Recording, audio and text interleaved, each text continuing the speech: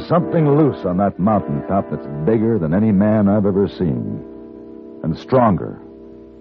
Before I leave, I intend to find out what it is.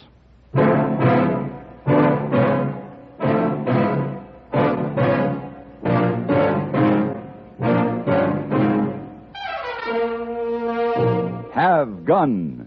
Will Travel.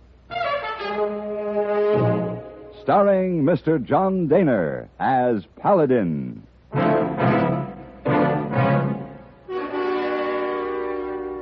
San Francisco, 1875.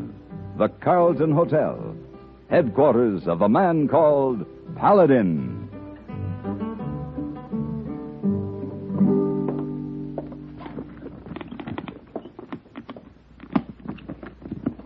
You will not change your mind, Mr. Paladin? You still go? I'm afraid so, hey, boy. Oh, by the way, send a dozen long-stemmed roses to Miss Julie Parker. And regrets. Oh, do not go there, Mr. Paladin. Please. Why not? Why does this trip bother you so much? Oh, I read a newspaper. Monster at Moon Ridge. Lady bewitched by apparition. Oh, please, do not go there, Mr. Paladin. I've already been hired and accepted. I'm leaving right away. Oh, then let me. Please? Well, what have you got in that jar? Please? Yeah, dragon tooth powder. Dragon tooth? It's one here and one here. Keep you from harm. Dragon's tooth powder, very powerful protection. Your new country has a better formula for destroying superstition, hey, boy. Equal parts of reason and daylight. But I thank you for the friendship behind the thought. Oh, then you go. You see Mr. Vito Bella? That's right, Vito Bella, Bowtown, California.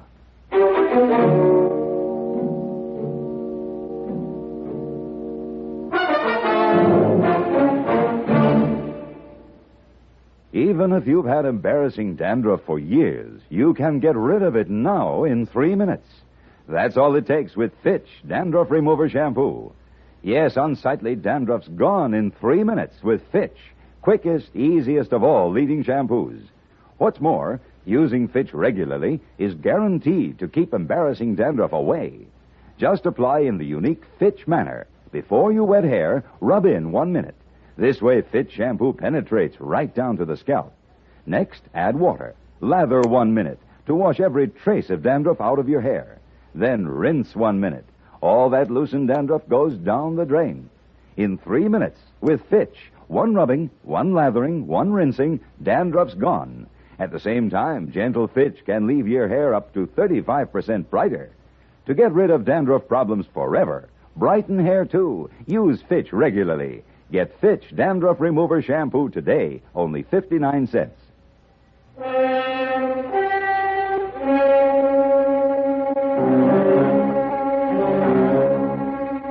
The Indians have a name for the high mountain lands back of Placerville. They call it Shadow Ground.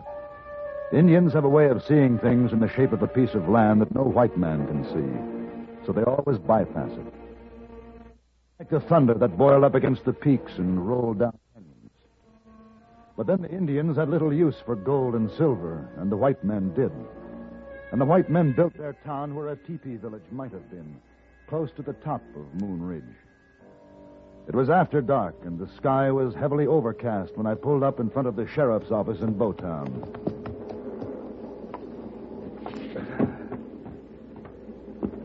Hold it right there. What? I'm looking for the sheriff. That's me. Who are you? My name is Paladin.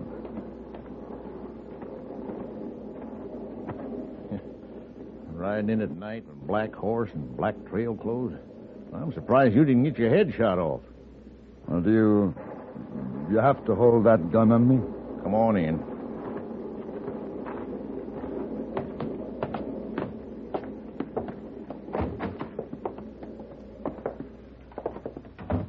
Who's he, Dan? He's a hobgoblin, ain't you heard? Oh, yeah, very smart. This is Jake Kelly, Mr. Paladin.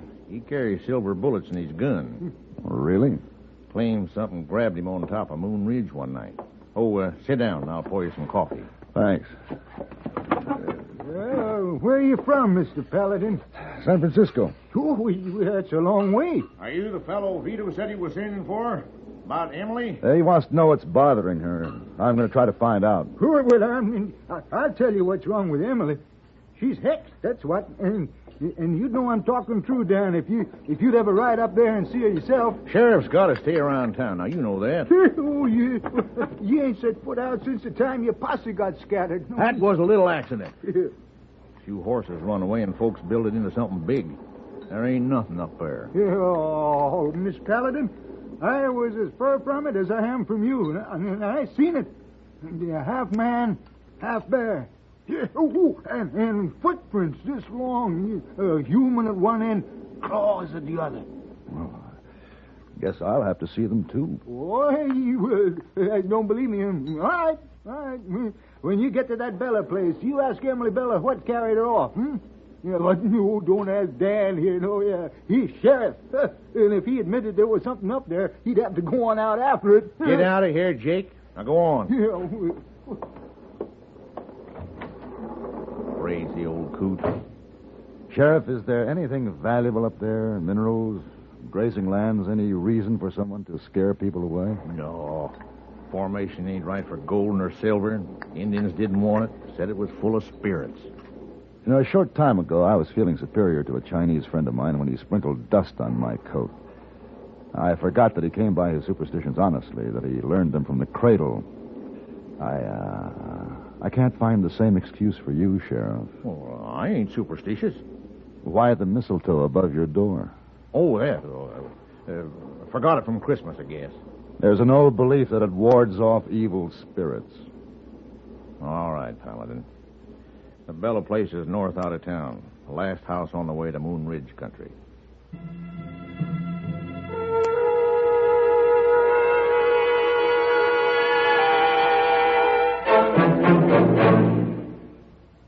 What makes the different sound and sound difference that you hear on this station? It's the teamwork between the CBS radio network and its affiliated stations. This teamwork combines the far-flung resources of CBS News with local programming that helps you know your neighbors and neighborhood. Your listening post on your town, your nation, and the world is this station backed by CBS Radio. Don't settle for less.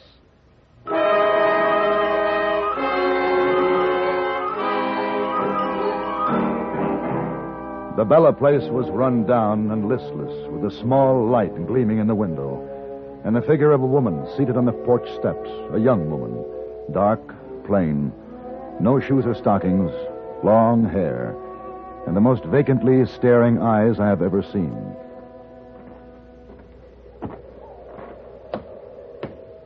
Good evening. Miss Emily Bella? It's dark. Yes? Oh, Mr. Bella? Yes? My name is Paladin. Oh. Mr. Paladin. Come in. Oh. Memento, please. Emily. No, you promised you'd tell Papa when you stepped outside. Remember? It's cold here. And when a visitor comes, a big girl says what, huh? How do you do? How do you do, Emily? Very good. Now you come in the house with us, huh?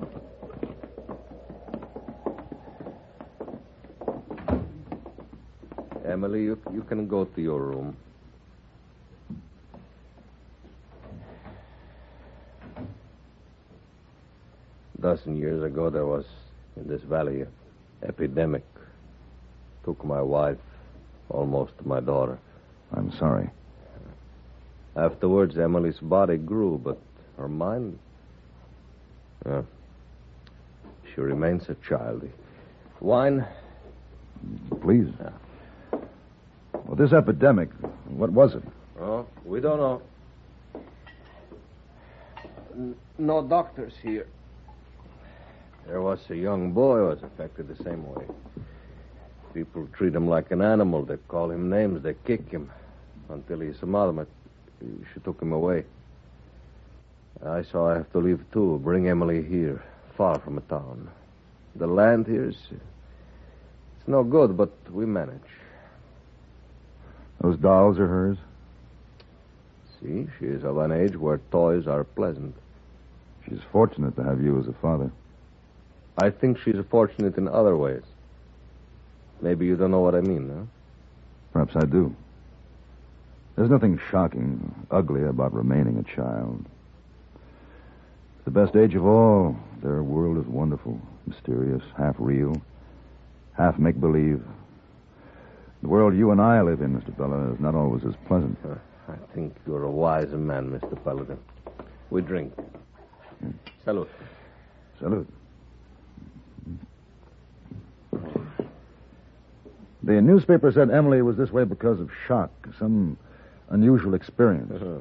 A spell cast by the monster of a moon ridge. Since that story is untrue, why do you want to pay me $200, Mr. Bella? Your telegram said 500. You haven't answered my question. Mr. Paladin, there is something on Moon Ridge. It took Emily away from me for a week, and she wishes to go back to it. I don't want to lose my daughter. Go on. For that week, I search for her. I find her prints and other prints which I will not describe because... Half bear, half man?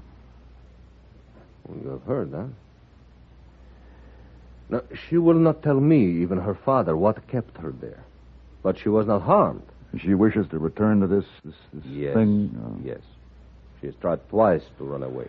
Then I think it's time you let your daughter go back to Moon Ridge, Mr. Bella. What? The three of us will leave first thing in the morning.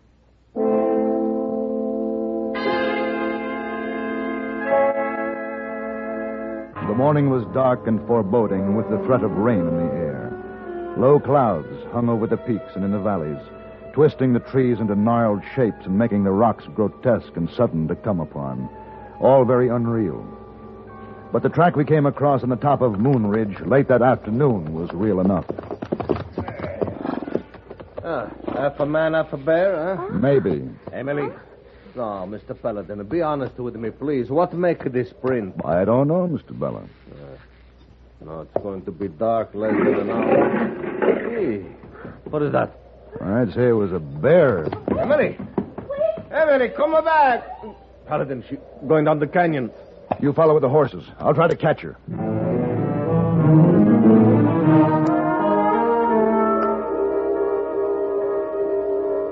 The canyon walls were steep and rocky, and it made the climb down them treacherous. By the time I was standing on the floor of the canyon, darkness was coming overhead. I walked toward what I thought might be the head of the canyon, only to find a wall of granite blocking my way. But no Emily. No sign of Bella.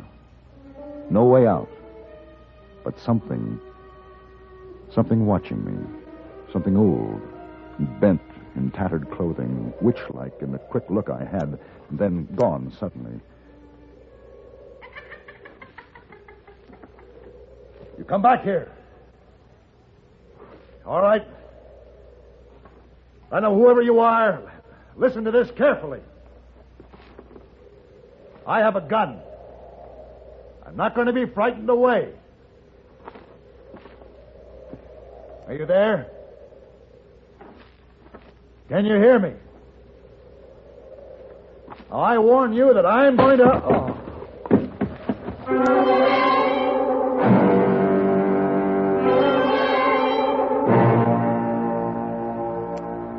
When I regained consciousness, I was inside an old mine shaft, a chain on my leg, minus guns. A very real-looking bear was chained across from me. There, in the dim light filtering back from the opening of the mine shaft, I saw something moving slowly toward me. Something which seemed only half human. Something old and horrible. I waited there, quiet, as the thing came closer. What do you want with me? Leave while you can.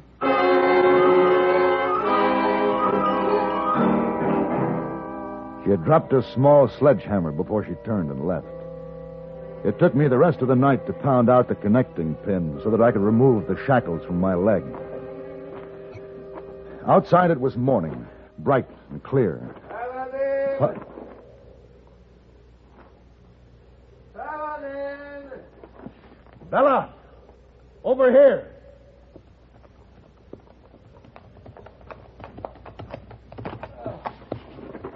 Oh, I've been riding all night. You seen Emily? No. Here, I found your gun and a belt, Paladin. Oh, thank you very much. I didn't know what to do. I half expected to find your body. Now, let me ask you something. Bella, has anyone ever been hurt in Moon Ridge country here? Actually physically injured? No. Only frightened? Yes. I've been frightened, too, but I'm not hurt. Bella. Hmm? I think I know where Emily is. Where? I would say up there. Huh? Beyond that cliff that backs the canyon. The cliff? Possibly a meadow behind there. Oh. The trail would be worse than in Sicily. That would frighten a bad rider. And with a little clever discouragement, even a good rider. Come on.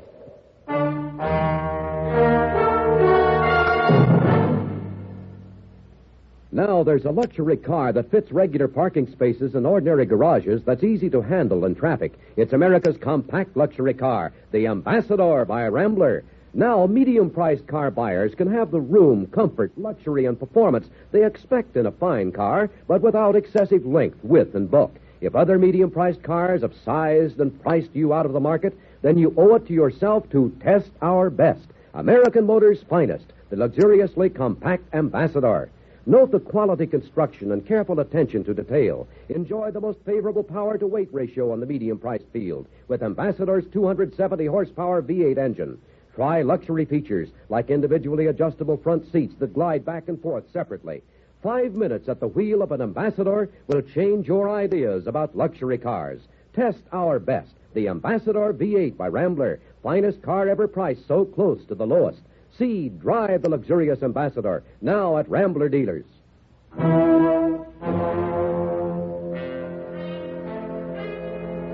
It was a steep trail, but a worthwhile one to follow because at the end of it, there was a meadow brilliant in the high sunlight, and there was a house with a fireplace and smoke coming from a chimney.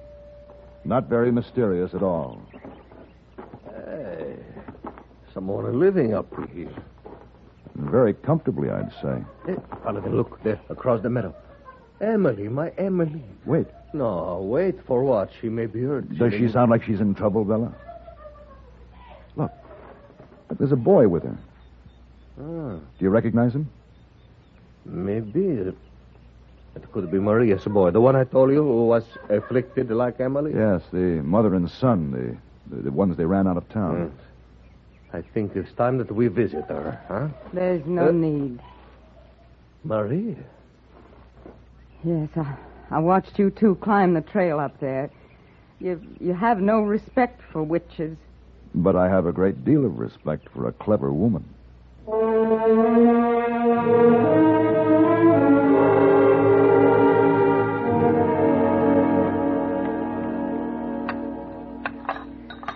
So, where else could I take my son?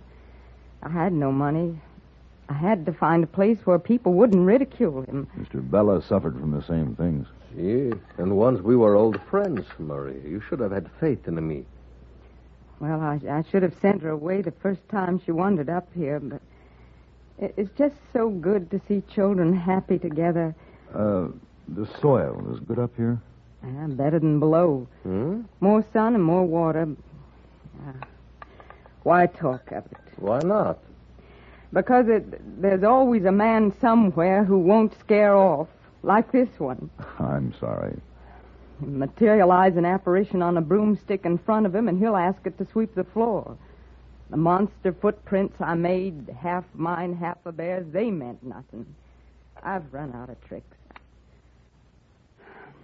I've moved before. We can do it again. Why move? See, why move, huh? If I lived here, there would be no man-bear track, no cave to put foolish men in and then release him to run frightened, shouting foolish things. I think since I am a man, there would be a gun in my hand, and friends would be welcome, others would not. If a man has something to say, he comes right out and says it. Yes, well, Maria, I think perhaps I like your land. And I think I'll be going. I'll expect $200 to be placed in my San Francisco account, Mr. Bella. And I suspect that you got more than you bargained for. But you will get what you bargained for, Mr. Paladin, 500.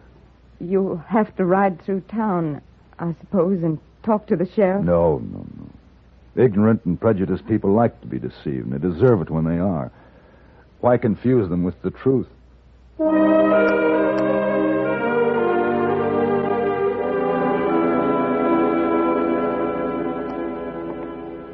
Oh, Mr. Paladin, you back safe all in one piece. I'm glad to be back, hey boy. Was it bad? Oh, bad for people who believe in witchcraft. Any messages for me? Oh, yes, sir. Many messages. Let me see. Lady send note and say you call on her when you come back. Uh-huh. Another lady send servant over and tell you not to call on her when you get back. What else? Is all. Well, in that case, tell me the name of the lady over there, hey boy. Oh, yes, sir. It's Miss Romero from Spain. Uh-huh. Very new in this country. Thank you.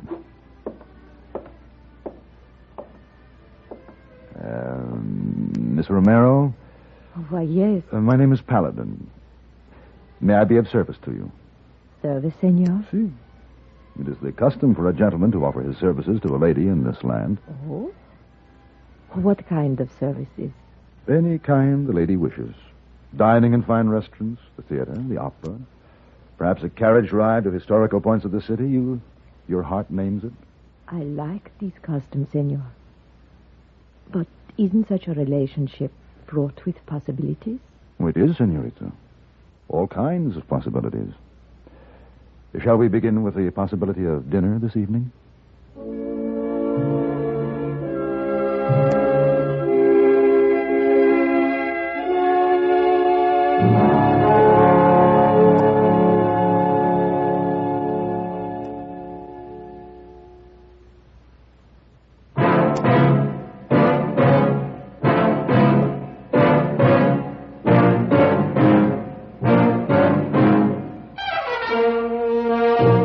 Have Gun, Will Travel.